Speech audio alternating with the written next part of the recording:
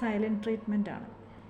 അതവർ എപ്പോഴും ഉപയോഗിക്കുന്നൊരു ടൂളാണ്. എന്തെങ്കിലും അവർക്ക് ഇഷ്ടമില്ലാത്തൊരു ഒരു സ്വഭാവം, എന്തെങ്കിലും ഒരു പെരുമാറ്റം നമ്മുടെ കയ്യിൽ നിന്ന് ഉണ്ടായിക്കഴിഞ്ഞാൽ ഇവർ കുറേ നേരത്തേക്ക് മിണ്ടില്ല, സൈലൻ്റ് ആയിരിക്കും.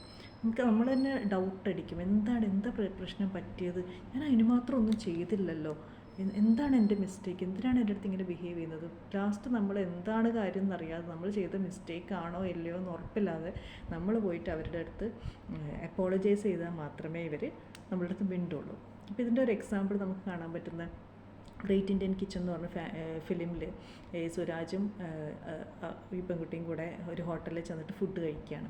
സാധാരണ വീട്ടിൽ ഇയാൾ ടേബിളിൻ്റെ മേലെയൊക്കെ ഇങ്ങനെ ഇട്ടിട്ട് വേസ്റ്റൊക്കെ ഇട്ടിട്ടാണ് ഇയാൾ കഴിക്കുക. പക്ഷേ ഹോട്ടലിൽ എത്തിയപ്പോൾ ഇയാൾ നല്ല നീറ്റായിട്ട് കഴിക്കുന്നുണ്ട്. അപ്പോൾ അവൾ സാധാരണഗതിയിൽ ഒരു പാർട്ട്ണറിനോട് നമ്മൾ പറയുന്ന പോലത്തെ ഒരു തമാശയായിട്ട് അവൾ പറഞ്ഞു, നന്നായിട്ട് കഴിക്കാനൊക്കെ അറിയാമല്ലേ എന്ന്.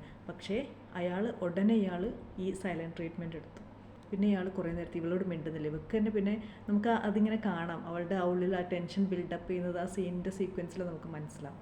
എന്നിട്ട് ലാസ്റ്റ് അവൾ സോറി പറഞ്ഞപ്പോൾ അവൾക്ക് തന്നെ അവൾ കൺവിൻസ്ഡ് അല്ല ഞാൻ ചെയ്തതൊരു മിസ്റ്റേക്കാണ്, പക്ഷേ അവൾ അവിടെ സോറി പറയാൻ നിർബന്ധിതയാവുകയാണ് ചെയ്യുന്നത് ആ ഒരു സൈലൻറ്റ് ട്രീറ്റ്മെൻറ്റ് കാരണം. ഇത് നാർസിസ്റ്റുകൾ ഉപയോഗിക്കുന്നൊരു ട്രിക്കാണ്.